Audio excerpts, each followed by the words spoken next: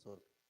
Mis hermanos, es un gusto poder estar con ustedes el día de hoy y vamos a comenzar con este tema, pero antes quiero compartirles una pequeña estadística de la encuesta que enviamos. Uy, no la estoy viendo ahí. A ver.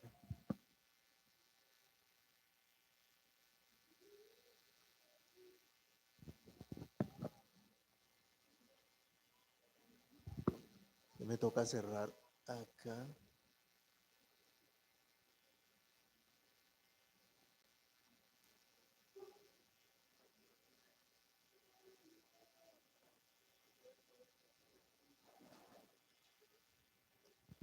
Ay.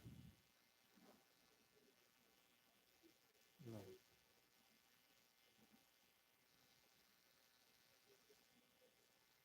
Listo, ahí se alcanza a ver un poco.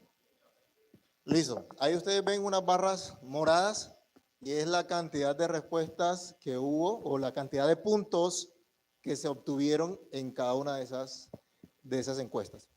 Listo, ¿cuál es el propósito de esa encuesta? Verificar las ideas que tenemos sobre estos temas.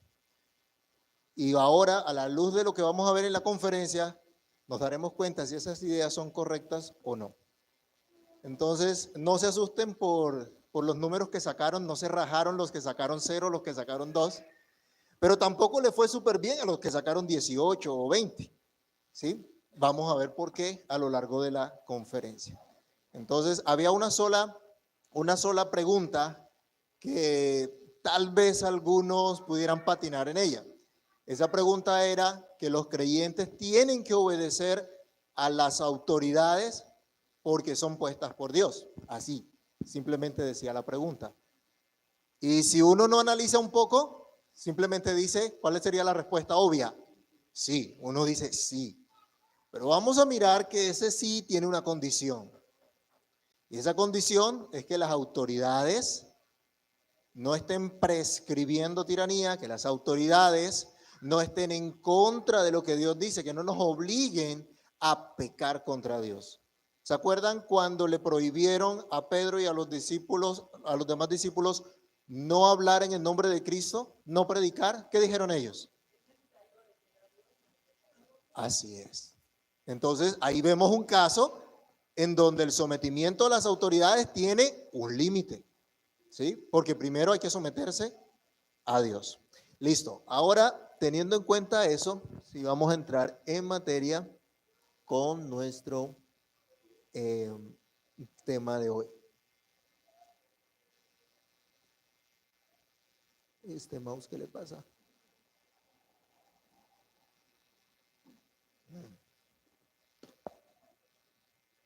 ¿Lo puedes colocar ahí en pantalla?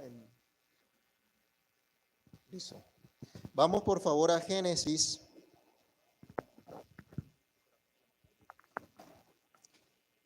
Génesis capítulo 3.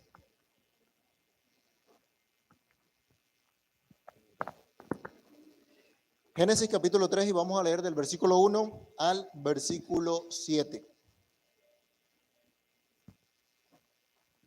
Tengo acá una versión un poquito diferente, pero leo para ustedes. Pero la serpiente era astuta más que todos los animales del campo que Jehová Dios había hecho. Y dijo la mujer, ¿con que Dios os ha dicho, no comáis de ningún árbol del huerto? Y la mujer respondió a la serpiente, del fruto de los árboles del huerto comemos. Pero del fruto del árbol que está en medio del huerto, dijo Dios, no comeréis de él ni lo tocaréis, para que no muráis. Entonces la serpiente dijo a la mujer, ciertamente no moriréis, sino que sabe Dios que el día que comáis de él, serán abiertos vuestros ojos y seréis como dioses, conociendo el bien y el mal. Y vio la mujer que el árbol era bueno para comer y que era agradable a los ojos y árbol deseable para alcanzar la sabiduría. Y tomó su fruto y comió, y dio también a su marido que comió con ella. Y fueron abiertos los ojos de ambos y conocieron que estaban desnudos. Entonces cosieron hojas de higuera y se hicieron delantales. Aquí vemos una tragedia bien grande y de pronto ya se ha tenido la oportunidad de estudiar el pasaje de Génesis. Pero en esta tragedia encontramos el surgimiento de una religión humanista. Encontramos la decisión del hombre de rebelarse en contra de Dios, de tomar sus propias decisiones aparte de la palabra de Dios. Y vemos desde un principio la consecuencia de tratar de gobernarse a sí mismo fuera de la instrucción de Dios. ¿Cuál había sido la instrucción de Dios? ¿Se acuerdan? ¿Qué les dijo Dios respecto a todo lo que había en el huerto? Pueden comer. Dios en su bondad creó todas las cosas para que participaran con acción de gracias. Dice también Pablo a Timoteo, que los creyentes den gracias a Dios. Pero había una prueba de obediencia. Y se les dijo, de este árbol, del conocimiento de la ciencia del bien y del mal, no podrán comer. Simplemente. Pero ¿qué vemos cuando llega Satanás con su astucia a hablarle a la mujer? ¿Qué pasa con el crédito de la palabra de Dios? Se vino al piso. O sea, lo que Dios decía ya no tenía razón de ser, o lo que Dios decía no tenía importancia, lo que Dios decía no era relevante. Imagínense que hiciéramos una encuesta en Villavicencio para ver qué tan relevante es la palabra de Dios a los habitantes de la ciudad, y ni se diga Bogotá. ¿Qué creen qué respuesta tendríamos? Si les decimos, ¿usted piensa que la palabra de Dios es relevante, sí o no? ¿Cuál ganaría? No. La palabra de Dios no es relevante. Eso fue lo que Satanás le metió en la cabeza a Eva. La palabra de Dios no es relevante. O, bueno, podemos entender la palabra de Dios de otra manera. No tienes que ser con esa mente tan estrecha, tan cerrada para creer que es solamente como Dios lo dice. Sea lo que sea, encontramos acá que se levantan en contra de un cumplimiento de un mandato que Dios dio en Génesis capítulo 1 del verso 27 al 28. Allí se nos dice que Dios bendijo al hombre y a la mujer. ¿Y qué hizo con ellos? ¿O qué orden les dio? ¿Qué mandamiento les dio? ¿Qué tenían que hacer? ¿Tenían que qué? Fructificar, tenían que multiplicarse. ¿Y qué más? Llenar la tierra y sojuzgarla. Yo le pregunto, ¿las serpientes hablan? ¿Qué tenía que hacer Eva cuando la serpiente empezó a hablarle? ¿Salir corriendo? ¿Escucharla? Bueno, de pronto no se arrastraba todavía la serpiente y no la podía pisar, pero podía coger un palo, yo no sé qué. No, las serpientes no hablan. Fue al ser humano al que Dios le dio esa capacidad, no a la serpiente. Ella tenía que señorear, pero no lo hizo. ¿Y Adán? ¿Dónde se queda? Tenía que señorear la naturaleza, el mundo que Dios le dio, que Dios creó para que él fuera su corregente. Dios creó al hombre, a la mujer, al ser humano como tal, para ser corregente de Dios, para sojuzgar la tierra. Ese era su propósito. Pero ¿qué hace Satanás entonces con su mentira? Desvía al ser humano, desvía a nuestros primeros padres del cumplimiento de ese propósito, de ese mandato cultural. ¿Y cómo estamos hoy día? ¿Qué pasa hoy día también? La gente se está alejando de ese mandato cultural. Y la gente quiere hacer su propio nombre, como en Babel. ¿Recuerdan también la historia de Babel? ¿Qué quisieron hacer ellos? Una gran torre que llegara ¿hasta dónde? Querían hacer su nombre. Realmente querían ser como Dios. Querían llegar a ser Dios. Ese era su propósito. ¿Cuál fue el engaño del diablo? Ustedes van a ser como Dios o como dioses, sabiendo el bien y el mal, teniendo ese conocimiento supremo. ¿Han visto una película que por ahí a mí me gusta, que hablan de una chispa suprema? Es una locura, pero tiene su tema filosófico como medio pagano. En Babel, el hombre también repitió la historia del Edén. Dios dijo, vayan por toda la tierra, llenen toda la tierra. Pero ellos, ¿qué dijeron? No, vamos a quedarnos acá. Vamos a hacer una torre para nosotros simplemente. Y vamos a hacernos un nombre que perdure, que se mantenga. Eso es lo que nosotros queremos. Estaban yendo en contra de ese mandato cultural. Hoy día, ¿cuántas personas se quieren casar y quieren tener hijos? Incluso en la iglesia, hermanos, ¿cuántas personas jóvenes, no piensan en casarse, no piensan en tener un hogar? No, la vida está muy cara. Y es que mandar a los hijos a la universidad, eso cuesta mucho. Hay que ser ricos para poder tener hijos. Argumentos que van todos en contra del mandato que Dios ha establecido, en contra de lo que Dios mismo ha advertido. ¿Cuál fue la advertencia de Dios? Que si el hombre desobedecía, ¿qué pasaría? Ciertamente morirá.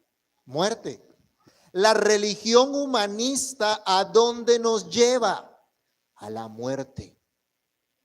Las concepciones humanistas. ¿Cómo está la raza desde que Adán y Eva pecaron? ¿No es una raza caída? ¿No somos una raza caída?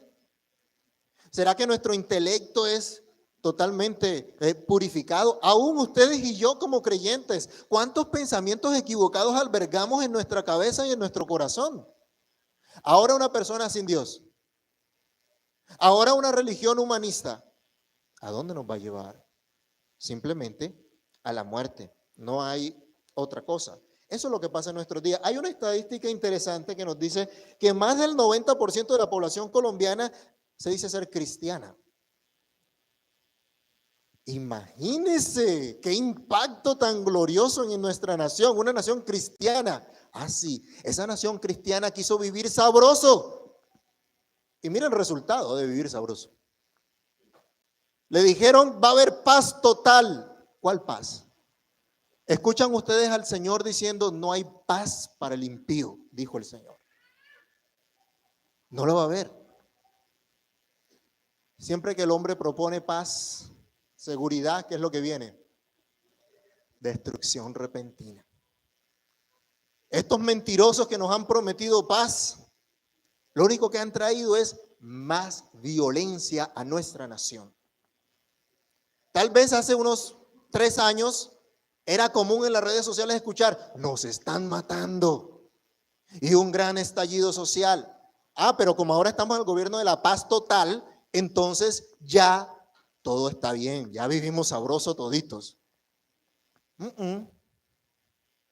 Por las noticias no salen, por las redes no salen, pero la violencia que hay en el país es impresionante. La cantidad de muertos que hay. Todavía matan líderes sociales, pero no aparecen en las redes sociales, nos están matando.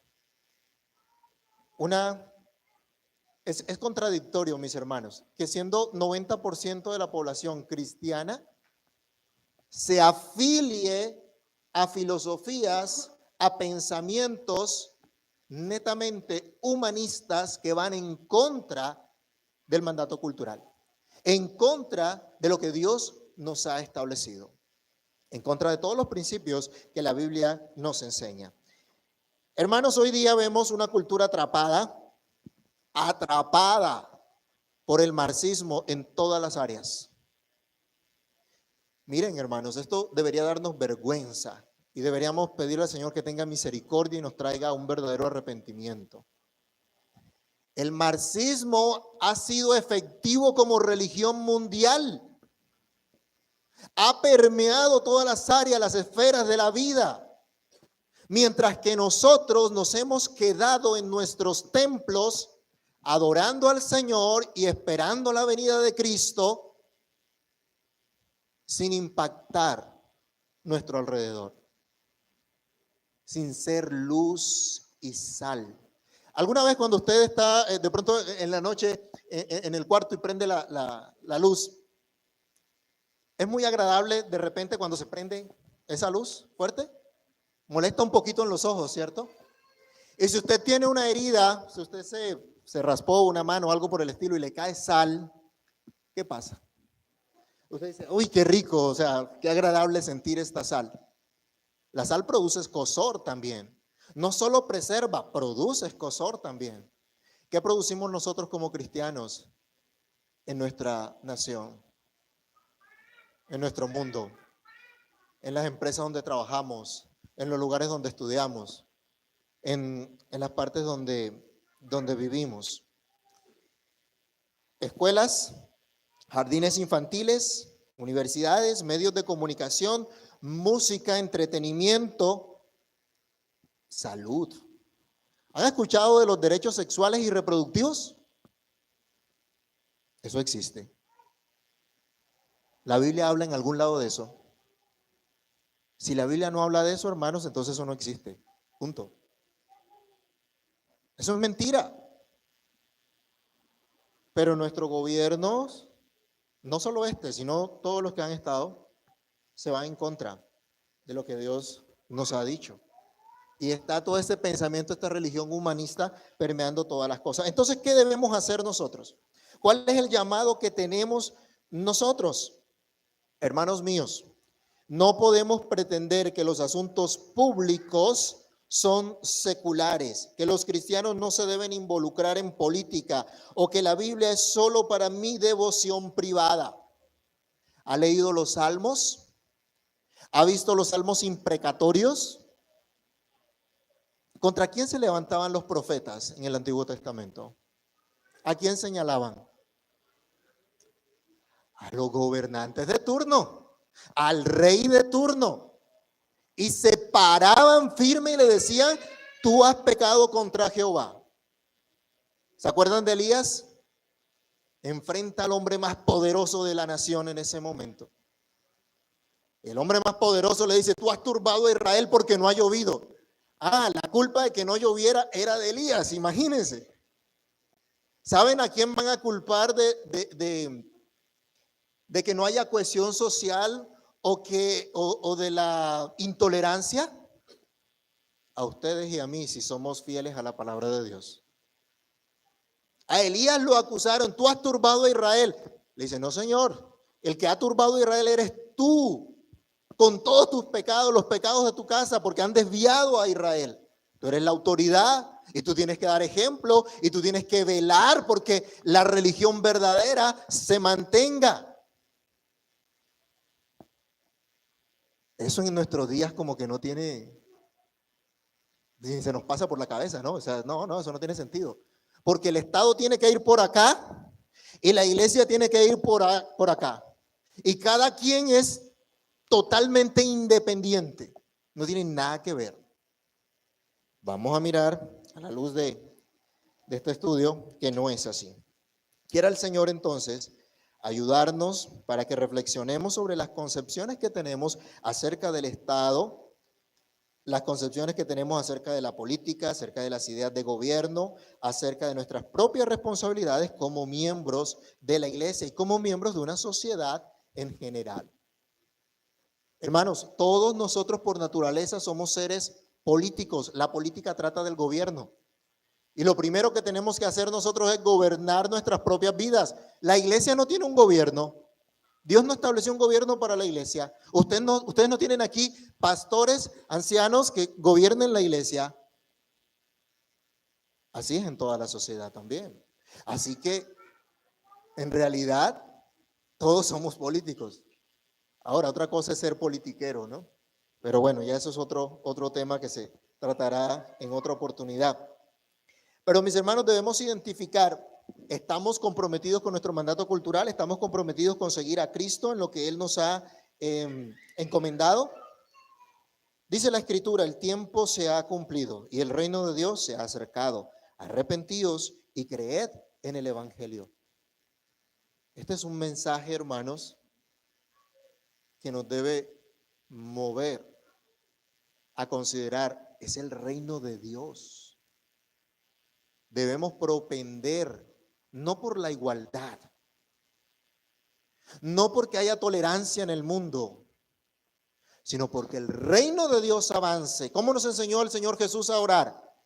Padre nuestro que estás en los cielos, santificado sea tu nombre. ¿Y qué sigue?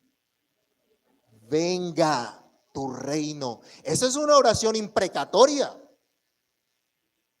Esa oración le está diciendo, como nuestros catecismos nos enseñan, que el reino de Satanás huya, retroceda y que avance el reino de Dios.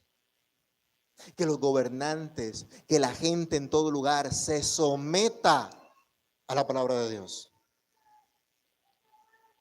Eso es lo que nos dice el Señor. Así que el reino de Dios tiene que abarcar absolutamente todas las cosas. ¿Qué dijo también el Señor en sus parábolas? Que el reino de Dios era semejante a un poco de levadura que se echa en una masa. ¿Y qué pasa? Con el tiempo va a leudar toda la masa, a permear toda la masa. Ese es nuestro trabajo. Yo sé, mis hermanos, y es mi posición escatológica en ese sentido. Yo no creo que todos y absolutamente cada uno de los seres humanos se van a convertir, ni que antes de la venida del Señor Jesús absolutamente toda la tierra estará rendida al Señor en adoración. Pero la Biblia sí nos dice que Jesucristo es Rey y que todas las naciones tendrán que doblegarse ante Él, ya sea en adoración, ya sea en juicio, cuando el Señor venga. Pero todo el mundo, toda lengua confesará que Jesucristo es el Señor. Tendrán que doblegarse ante Él. Entonces, ¿cuál es nuestra meta? Nuestra meta, como dice el autor de este libro, Incredulidad y Revolución, es no cultivar la planta ponzoñosa, sino erradicarla. Erradicar ideas revolucionarias. Y vamos a mirar a lo largo de la conferencia a qué se refiere con revolucionario. Erradicarlo de nuestras mentes, erradicarlo de nuestras familias, erradicarlo de nuestras iglesias, erradicarlo de nuestra nación. Leamos por favor Isaías 33, 22. Alguien que me ayude leyéndolo. Isaías 33, 22.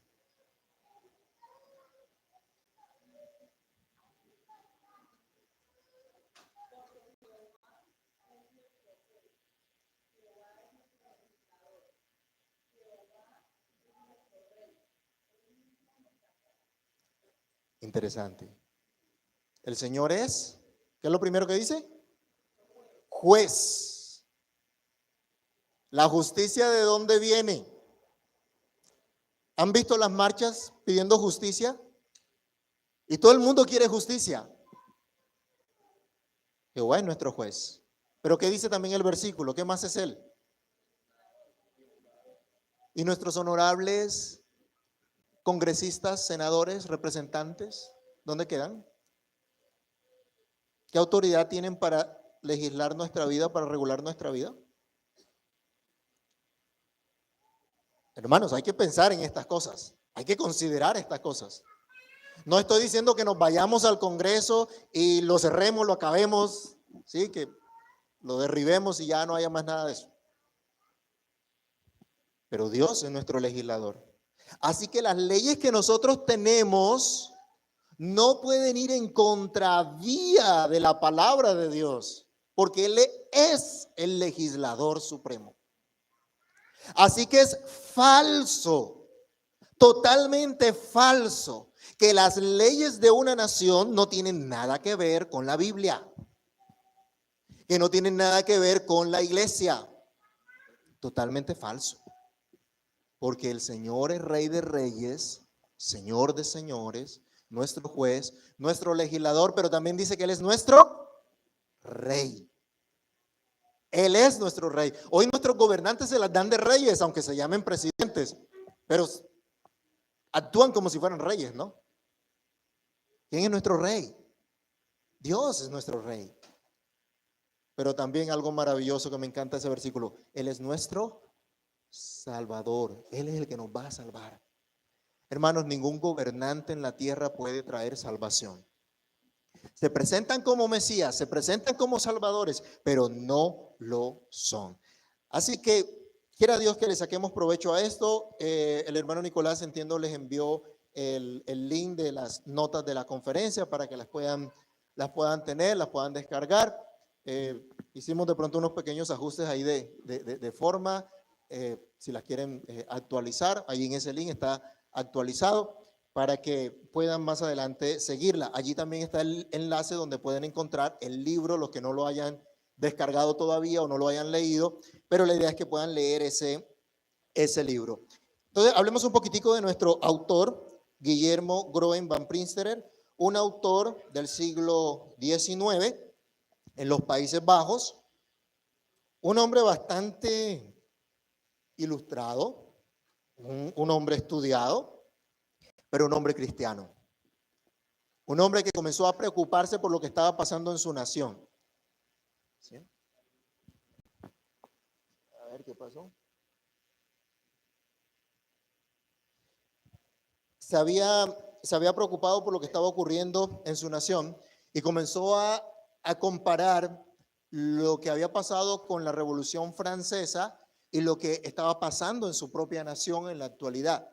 Y empezó a analizar todo ese proceso revolucionario que se dio en Francia y que se dio en toda Europa, y la tesis en la que gira todo este libro lo tiene su título, Incredulidad y Revolución. Que la revolución no se origina en los abusos de los gobernantes, en los opresores, en la clase que siempre ha dominado y por eso tenemos que levantarnos en contra de ellos. No, realmente el origen de esa revolución fueron las ideas revolucionarias. Tengan cuidado, las ideas tienen consecuencias. Las ideas tienen consecuencias. Hay que tener cuidado. La cristiandad en Países Bajos se nos dice que era medianamente liberal o de centro. ¿Le ha escuchado por ahí ese supuesto espectro político? ¿Centro? Mentira, eso no existe.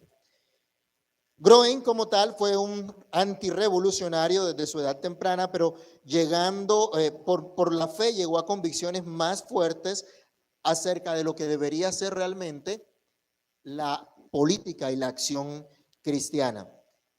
Él fue defensor de la monarquía constitucional como tal, pero decía, los gobiernos ejercen autoridad legítima sí y solo sí lo hacen de acuerdo con las leyes de Dios, con propósitos providenciales. Abogó por esa resistencia a un Estado centralizado y todopoderoso y por un retorno a principios antirrevolucionarios sólidos en el ámbito público. Este libro ha tenido varias ediciones y pues se nos hace un pequeño prefacio a cada una de estas ediciones resaltando lo que se va a hablar en el libro. Lo voy a pasar acá por alto, ustedes lo tienen en sus conferencias para poderle dar paso aquí a Nicolás para entrar en materia con la primera sección del libro Incredulidad y Revolución.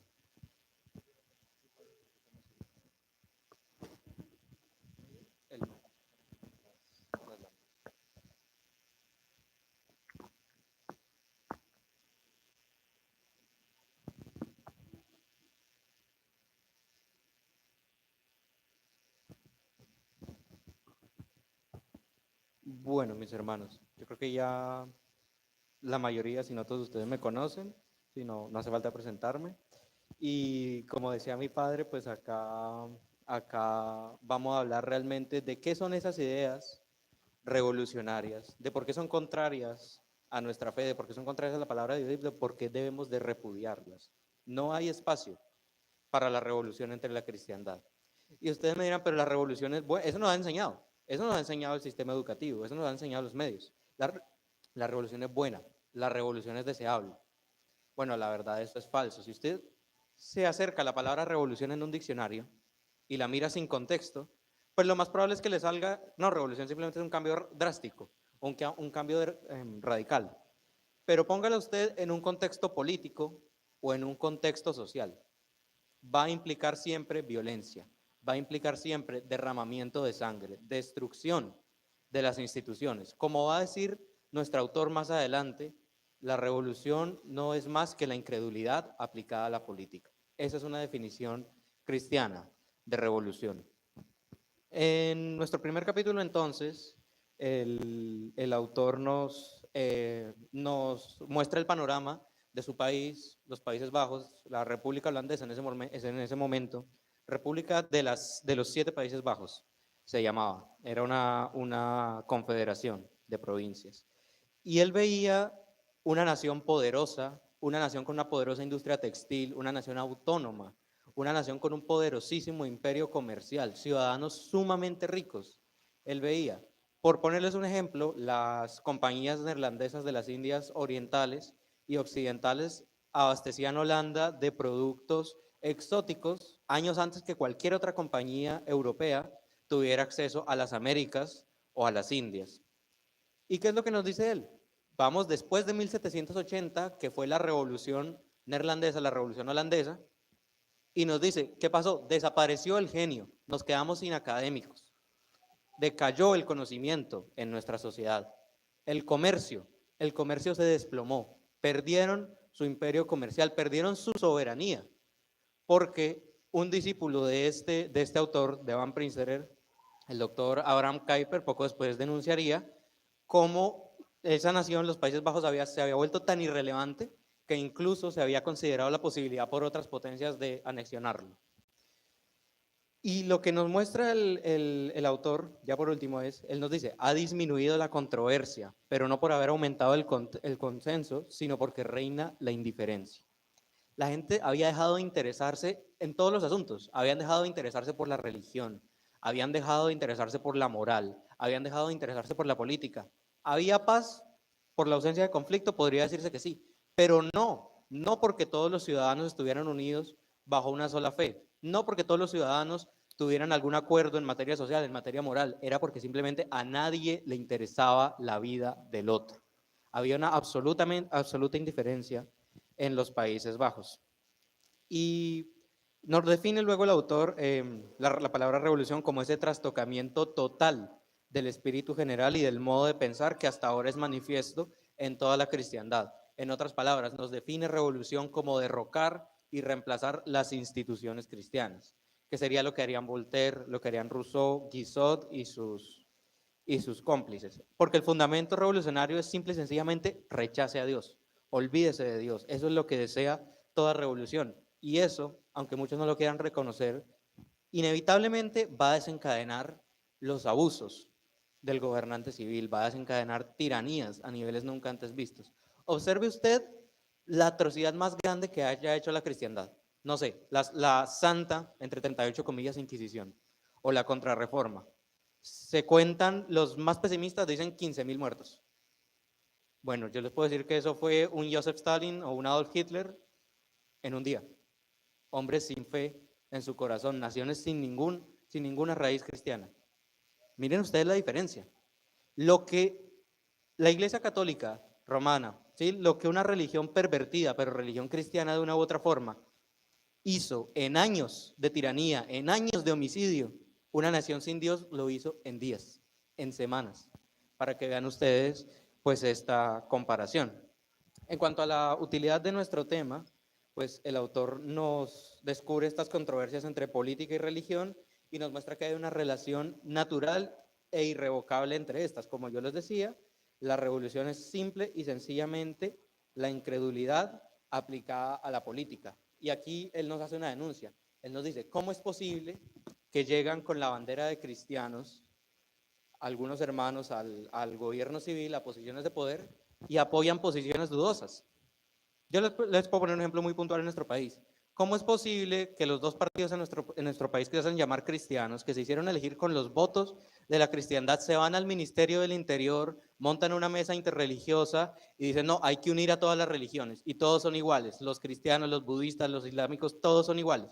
Eso es lo que están diciendo en este momento los partidos que se hacen llamar cristianos en nuestra nación. Y de hecho hace muy poco tiempo hubo un escándalo, me parece que fue en el año 2021, de una cantidad de plata que estaba recibiendo ese partido de distintas fuerzas políticas, de distintas agremiaciones, para estar haciendo justamente eso, para con los mismos votos de la cristiandad colombiana destruir a la iglesia. Eso es lo que están haciendo los cristianos, pero no solo en la política. Mis hermanos, ¿cuántos de nosotros no apoyamos en algún momento, seguimos apoyando posiciones dudosas, posiciones intrínsecamente anticristianas? Por ejemplo, ¿cuántos de nosotros apoyamos indirectamente una educación, apoyamos la existencia, por ejemplo, de un ministerio de educación, de leyes en materia de educación que lo que imponen es inmoralidad sexual, lo que imponen es socialismo, lo que imponen es ateísmo, porque no es laicismo lo que enseñan en las escuelas. Laicismo fuera la correcta distinción y la mutua libertad que hay entre Estado e Iglesia. Eso sería laicismo. Pero lo que se enseña en las escuelas es ateísmo puro.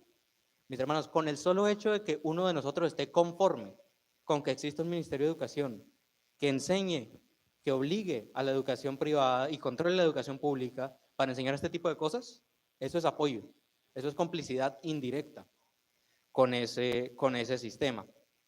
Y la organización de este tema va a ser esencialmente una argumentación. Primero, unos contraargumentos, ¿sí? Una negación, es decir, él va a exponer cuáles son las causas de la revolución según los revolucionarios. Y luego él va a contraargumentar y va a decir, estas causas son falsas, aquí está la verdadera causa basada en los hechos, basados en la historia. Pasamos entonces a nuestro segundo capítulo y el autor describe su perspectiva, la mía propia y la que debería ser la de todos nosotros, como histórica cristiana. ¿En qué sentido? En que vemos la historia como el terreno en que Dios actúa sobre su creación, ¿sí? Sobre la humanidad, si lo quiere ver puntualmente. Una definición del mismo autor nos dice, es el campo de batalla donde la voluntad soberana, la voluntad irrevocable de Dios se encuentra con el pecado del hombre. Y por supuesto ya sabrán ustedes que el único triunfador ahí es nuestro Dios. Y él nos dice que a la luz de la historia, la tradición de gobierno en Occidente, ¿sí? Quizá no en Grecia, pero en el resto de Europa por lo menos, era natural, intrínsecamente, histórica y tradicionalmente cristiana. Absolutamente todos ellos tendrían alguna raíz cristiana. Una de las bases que va a usar nuestro autor para refutar los argumentos revolucionarios es, escrito está, es el hacha que corta todo crecimiento antirrevolucionario. Mis hermanos, entendamos que las escrituras son la base, el fundamento, el rudimento de absolutamente todo. Usted puede tener todos los argumentos académicos que usted quiera, en cualquier materia, pero lo primero que usted tiene que buscar siempre es el sustento escritural.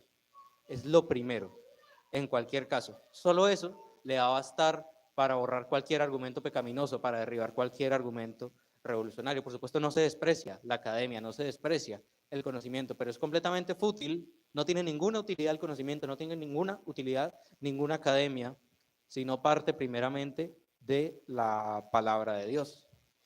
Y nos dice el autor que cuando se trató de la autoridad de los magistrados y los deberes de los príncipes, ellos siempre afirmaron, y cita textualmente la escritura, de tus mandamientos he adquirido inteligencia, por tanto he aborrecido el camino de mentira.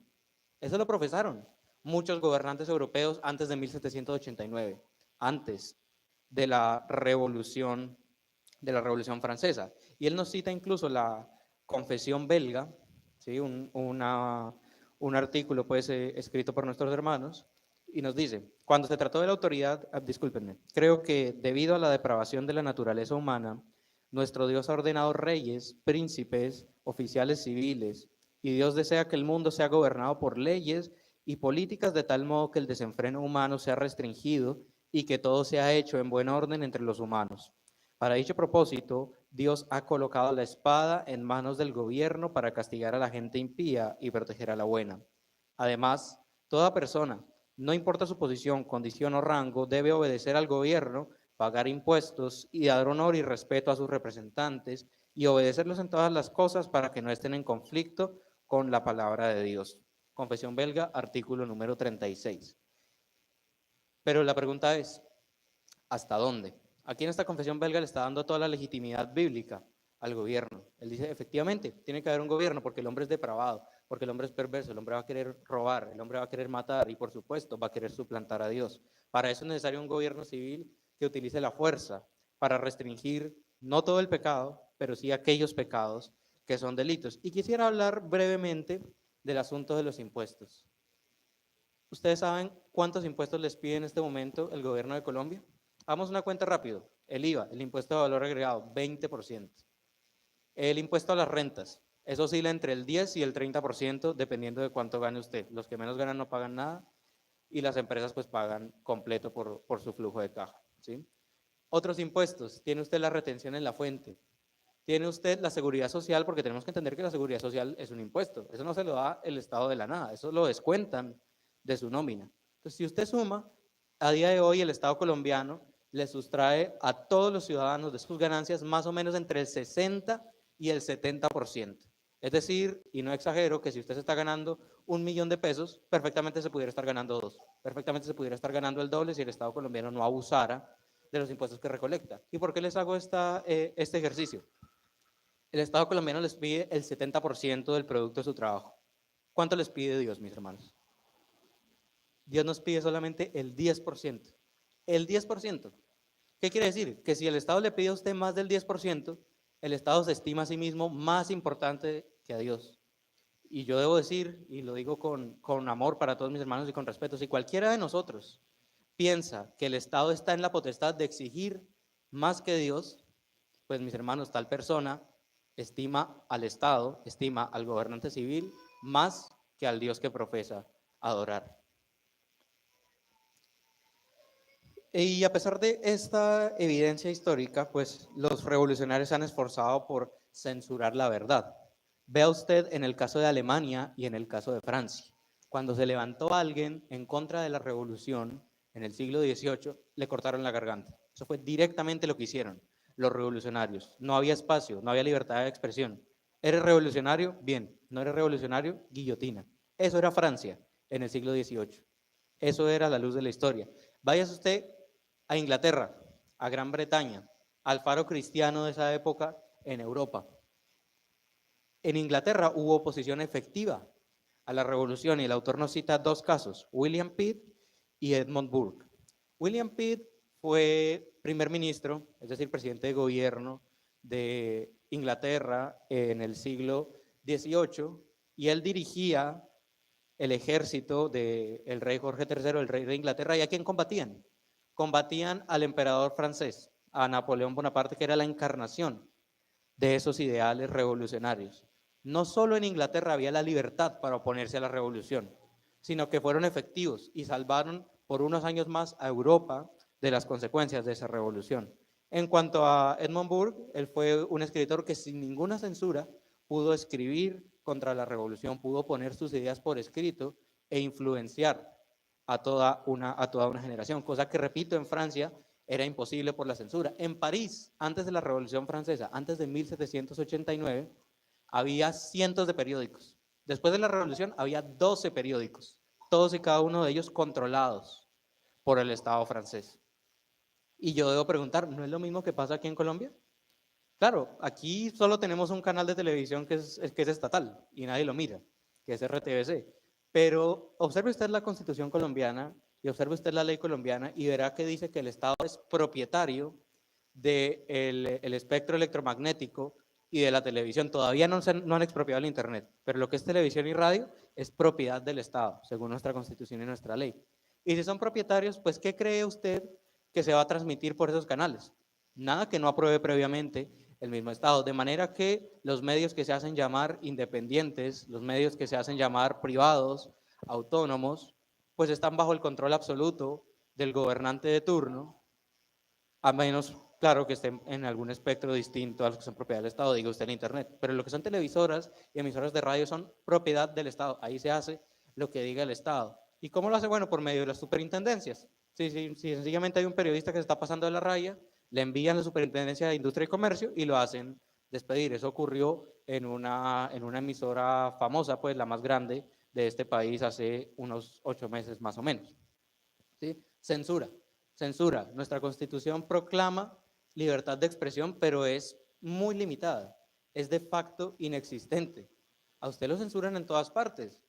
Haga un post cristiano controversial en cualquier red social. Le aseguro que hay un 50% por lo menos de probabilidad que le bajen ese post, ¿sí? Y ha pasado. O mire a ver si a usted le permiten la entrada a un medio masivo de comunicación, si a usted le conceden una entrevista en alguno de estos medios. Han habido algunos hermanos que han podido hablar en el Congreso de la República, y los han puesto a las 10 de la noche, al horario que ya todo el mundo duerme, donde nadie los vea. Entonces, vea usted la censura. Mis hermanos, en una nación donde hay libertad de expresión, no se le teme a las ideas. En una nación cristiana incluso, no se le teme a las ideas. Decía Thomas Jefferson, un hombre que por cierto no era cristiano, pero entendía la importancia del cristianismo, no hay por qué temerle a las ideas, porque siempre que la verdad sea libre para ser predicada, va a derrotar toda mentira, va a derrotar toda idea revolucionaria. Entonces la pregunta es, ¿realmente vivimos en una nación cristiana? Aquí hay otra evidencia. Si nuestra nación fuera cristiana, no habría censura, porque la predicación del evangelio es más que suficiente para acabar con cualquier idea revolucionaria, con cualquier idea pecaminosa. Nuestro tercer capítulo nos habla de principios antirrevolucionarios y aquí es donde empieza a exponer los contraargumentos, es decir, lo que los revolucionarios mismos decían que eran las causas de la revolución. Primero, que se dio mucha importancia a derechos dudosos.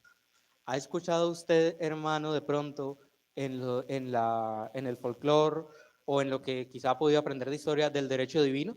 Que se decía que los reyes gobernaban por derecho divino. Bueno, se nos dice, según la historiografía revolucionaria, que los reyes abusaban del concepto del derecho divino para cometer cualquier atrocidad. Pero ellos no nos cuentan que el derecho divino, nuestros hermanos, hace 800 o más años no los veían solamente como los derechos del rey. El derecho divino era el derecho de todos, el derecho del rey, el derecho del campesino, el derecho del noble, del que fuera. De manera que nuestros hermanos consideraban tan penoso y tan agraviante que usted violentara pues la persona o los derechos del rey, como violentar a un campesino, violentar a un noble, violentar a un comerciante. Si usted violentaba el derecho de cualquier persona, no solo los derechos del rey, la iglesia lo iba a acusar de quebrantar los derechos que Dios ha concedido al hombre. Y esto es muy importante, derechos que Dios concede al hombre. Nuestra Constitución en Colombia dice que el Estado garantiza nuestros derechos. La Constitución americana dice que el Estado reconoce y preserva los derechos. ¿Cuál es la diferencia? Que nuestra Constitución nos da a entender que es el Estado quien nos da el derecho, por ejemplo, a la propiedad, el derecho a la vida, el derecho a la libertad.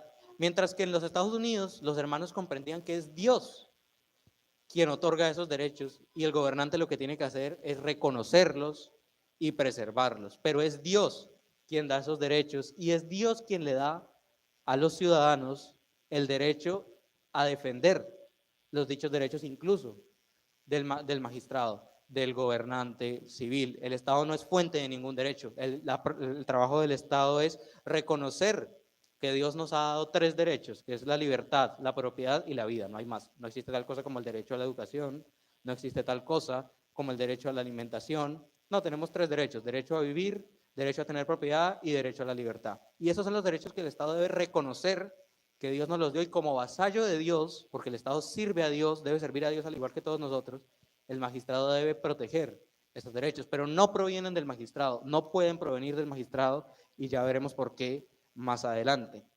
Se nos dice que había un Estado dentro del Estado. Por Estado dentro del Estado, entiéndase cuando hay poderes desconocidos detrás de los poderes oficiales. Diga usted, por ejemplo, que en nuestro país no gobernase el presidente, sino algún consejero que él tuviera del que ninguno estuviéramos enterados. Y se decía que realmente gobernaban los oligarcas, la nobleza, lo que llamaríamos los estamentos. Pero en este antiguo régimen, nos muestra el autor, los estamentos eran independientes del rey. Es decir, no era que, por ejemplo, el gremio de, yo qué sé, los carpinteros gobernaba, sino que cuando el rey requería de sus servicios, no sé, el rey tenía que hacer alguna edificación o necesitaba un préstamo en dinero, él convocaba a todo el gremio de los carpinteros y les decía, mira, esta es la situación, necesito tus servicios, necesito tu dinero.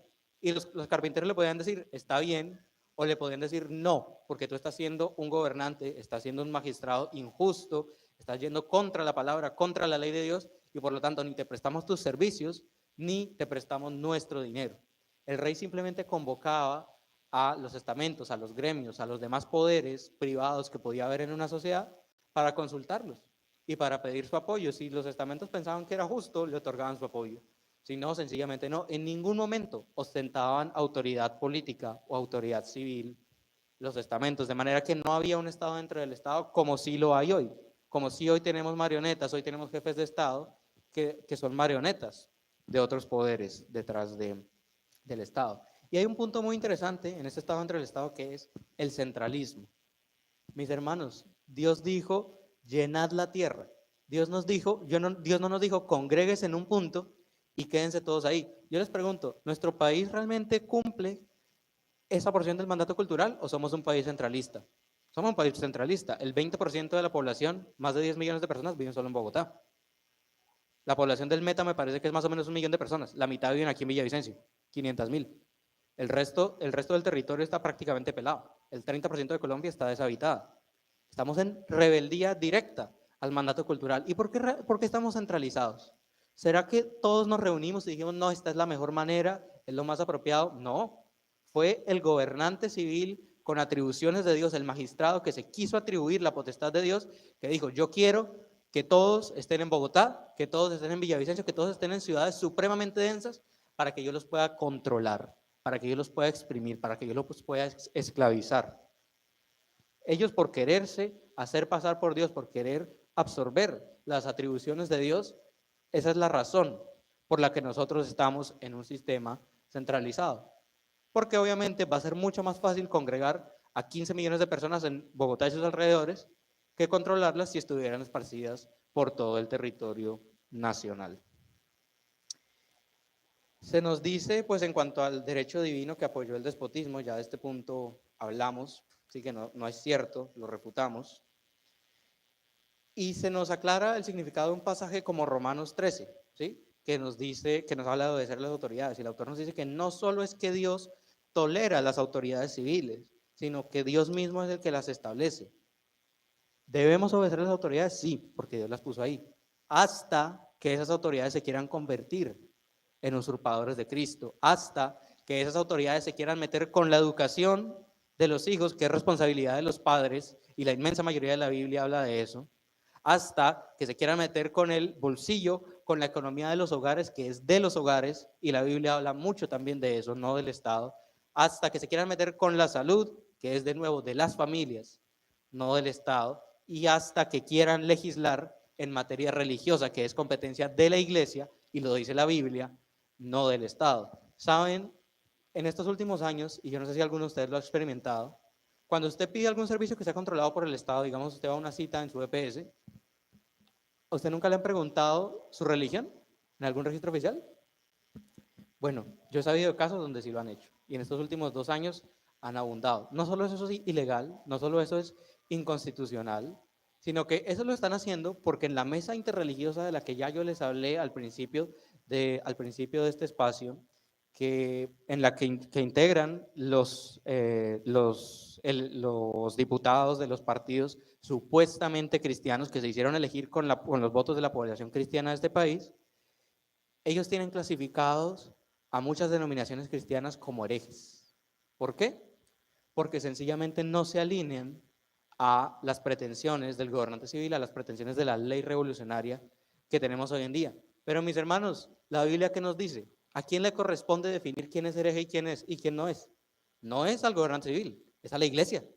La iglesia es la que se tiene que reunir. Los ancianos son quienes se tienen que reunir y decirle a los herejes, esto no es así, la Biblia dice esto, y en tal y tal punto, tú estás contraviniendo las escrituras. Eso fue lo que hizo la iglesia por hasta hace 200 años, hasta finales del siglo XIX, hasta que permitió que esa potestad se la robara el Estado, el magistrado, el gobernante civil, queriéndose hacer pasar por Dios. En conclusión de esta potestad del derecho divino, nos dice que en el antiguo régimen podían perfectamente, y entiendan el antiguo régimen como aquel antes de la revolución, ¿sí? Cuando gobernaban los reyes con un poder supuestamente absoluto, había espacio para la oposición, había espacio para la resistencia pasiva.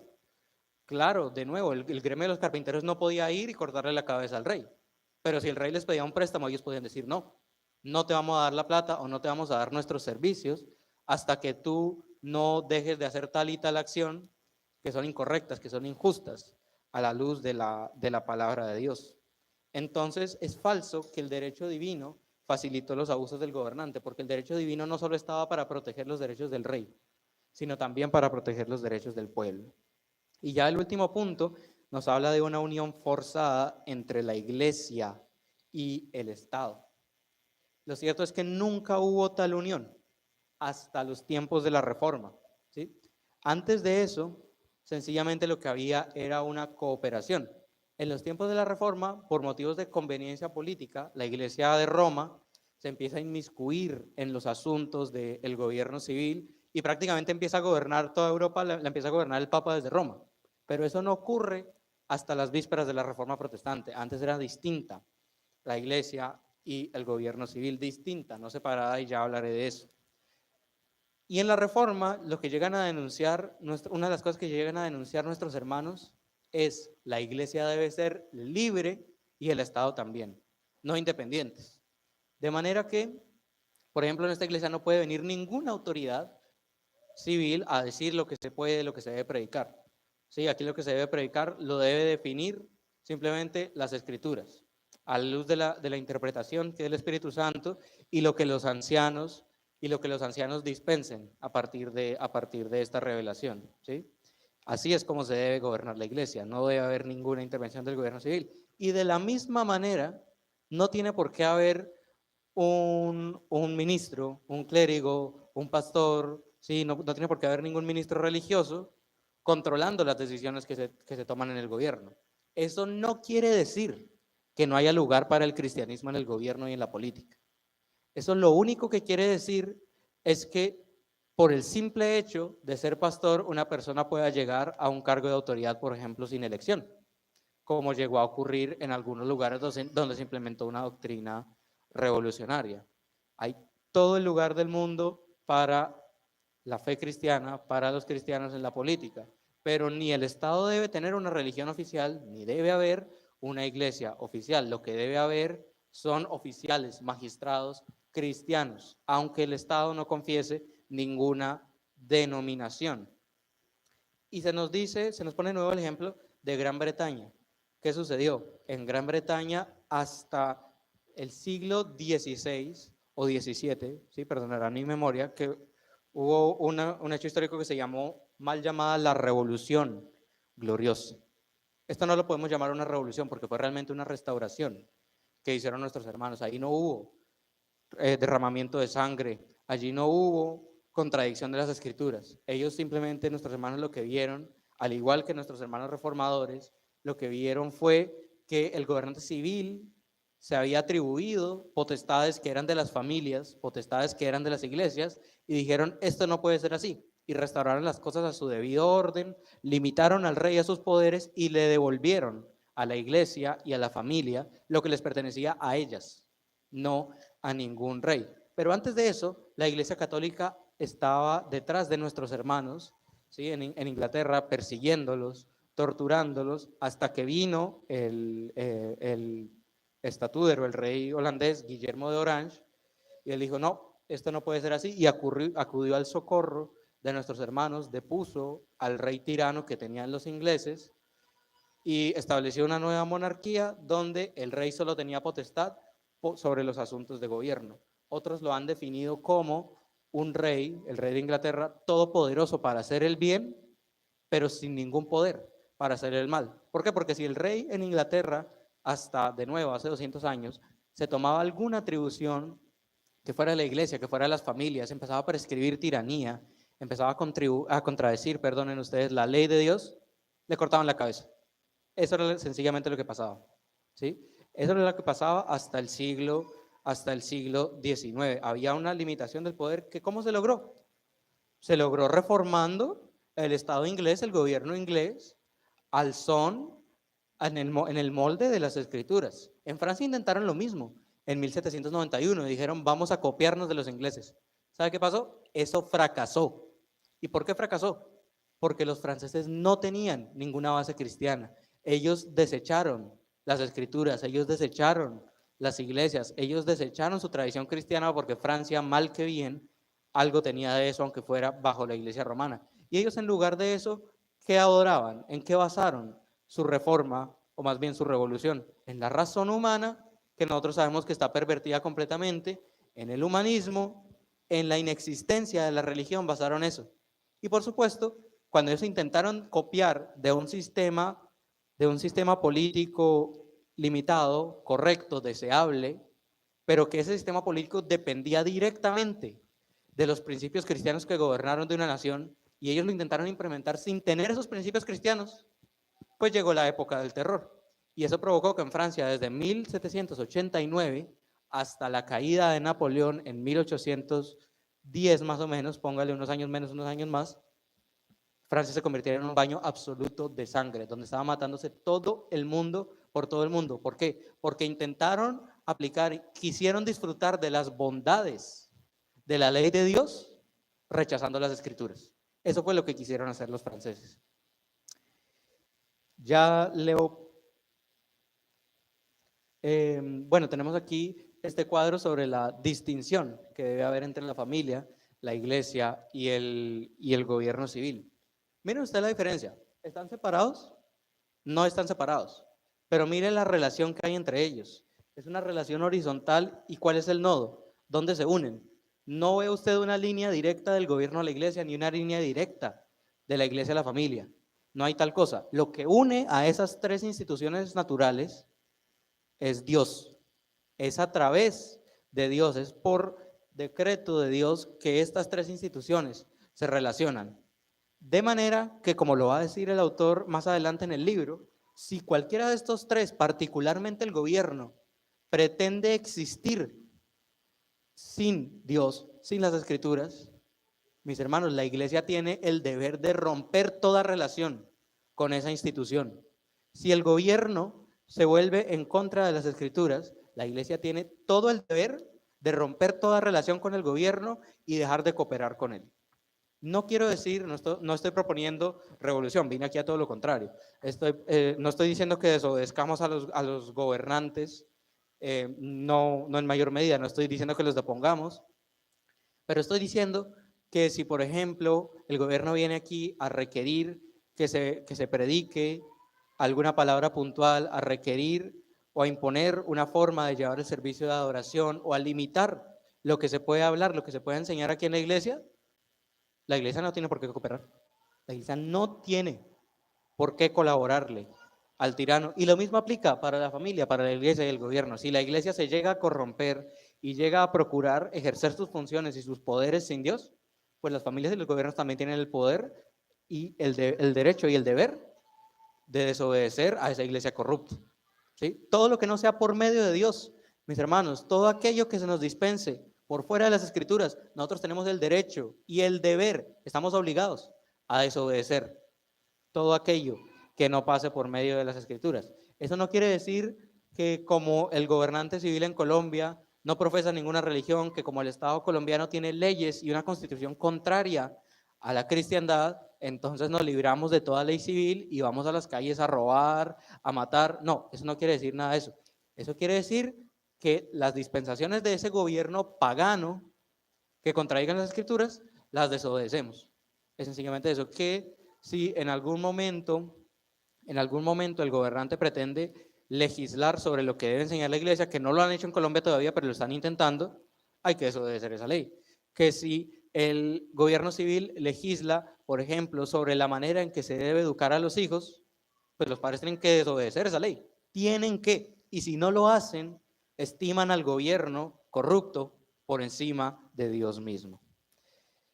Se suponía que viéramos 5 partes aquí. Voy a terminar con la cuarta, que es la siguiente, porque estamos un poco desfasados en el tiempo.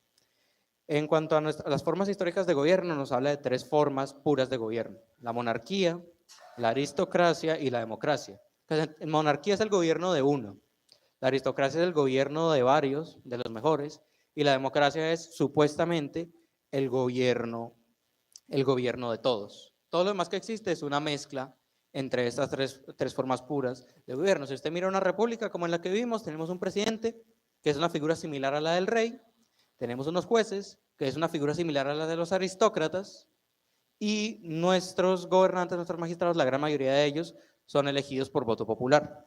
que es un componente democrático. Nosotros no somos una democracia pura, porque por cierto eso no existe, sino que somos una república que combina los elementos de una monarquía, los elementos de una aristocracia y los elementos de una democracia. Y lo que hay que entender es que no existe tal cosa como objetos o sistemas depravados, ¿sí?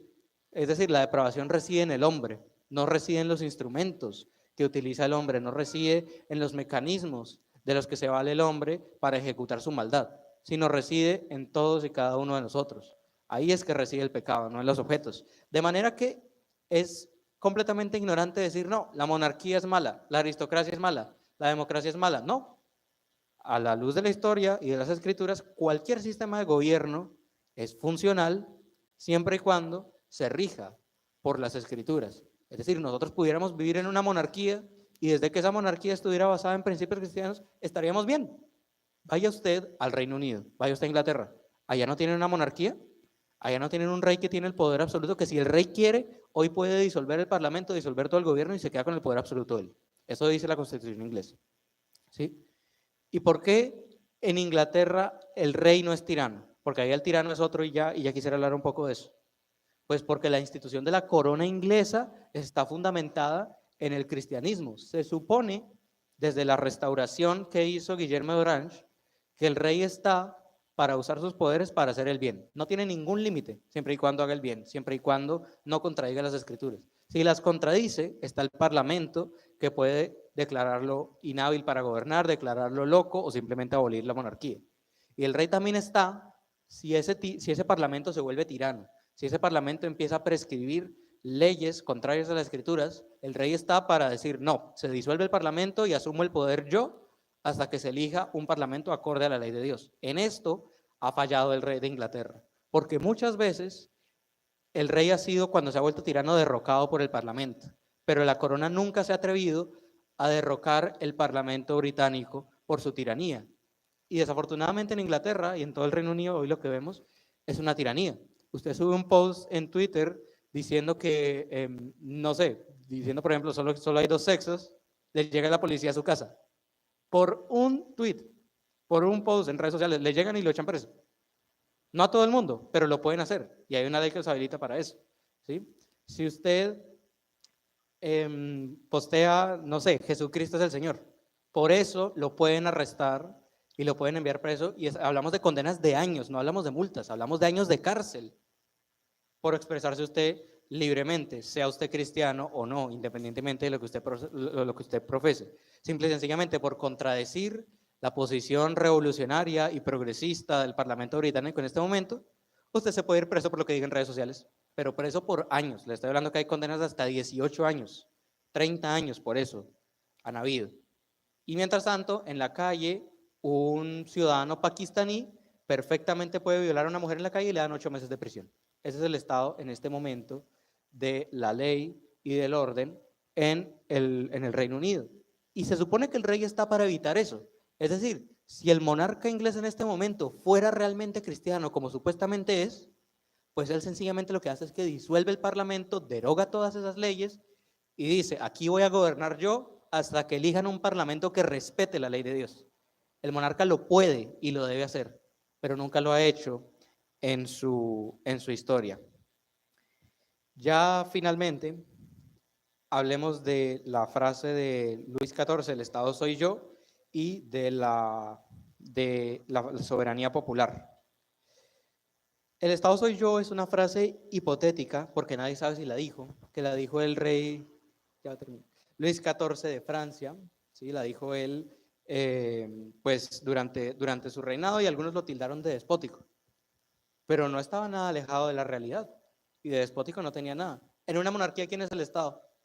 Pues el rey. Si él tiene el poder absoluto, él es el Estado. ¿Qué había de incorrecto ahí? Nada, en lo absoluto. Pero los revolucionarios, y ya con esto termino, los revolucionarios impusieron el concepto de la soberanía popular. Entonces ya no es el Estado soy yo, sino el Estado somos todos. ¿Sí? El Estado somos todos. Mis hermanos, ¿cuántos de ustedes deciden cuánto pagan en impuestos? ¿Cuántos de ustedes deciden qué se enseña en las escuelas privadas o en las públicas?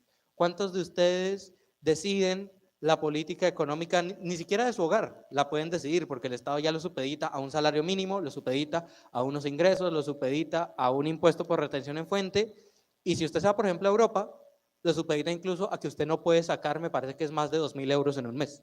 No puede, así es su plata, no la puede sacar del banco. Entonces, no, usted no es soberano sobre eso. Y usted dirá, bueno, está bien, pero tenemos elecciones, elegimos a los magistrados. Pues sí, los elige cada 4 años. Y somos libres cada 4 años para elegir al que queramos. Y luego somos esclavos de ellos por 4 años. O sea, ¿qué es lo que tenemos aquí? ¿Sí? No existe tal cosa como la soberanía popular. Claro, todos somos soberanos sobre lo que nos pertenece. Las familias son soberanas sobre su hogar. La iglesia es soberana sobre los asuntos que Dios le ha confiado y el gobernante es soberano para administrar justicia, para proteger al bueno y para castigar al malo. Pero ni el soberano ni el magistrado es soberano sobre los asuntos de la iglesia o la familia, ni la iglesia sobre los del magistrado, ¿sí? O la familia sobre los asuntos de los otros dos. De manera que no hay tal cosa como una soberanía absoluta popular. Cuando nuestra Constitución dice que el pueblo de Colombia es el soberano, realmente lo que está diciendo es que Colombia es una nación revolucionaria y que hemos traicionado la religión cristiana, que hemos traicionado las escrituras. Termino con una frase del autor que dice, preferimos, hablando de su país, preferimos el Estado bátavo a la República Holandesa. Prefirieron la revolución a la República Cristiana. Por Estado bátavo me refiero al gobierno que en Holanda estableció el gobierno francés, el gobierno revolucionario cuando los invadieron. Y por República Holandesa me refiero a la República Cristiana que el hermano Guillermo de Orange, discípulo de Juan Calvino, impuso defendiendo a su pueblo de la tiranía del rey de España, Felipe II, y de la Iglesia Católica Romana, que no dejaba que nuestros hermanos adoraran a nuestro Dios, que nuestros hermanos celebraran su culto públicamente. Ellos prefirieron el Estado revolucionario, prefirieron el Estado de Napoleón antes que al Estado cristiano, que a la República Cristiana de Orange.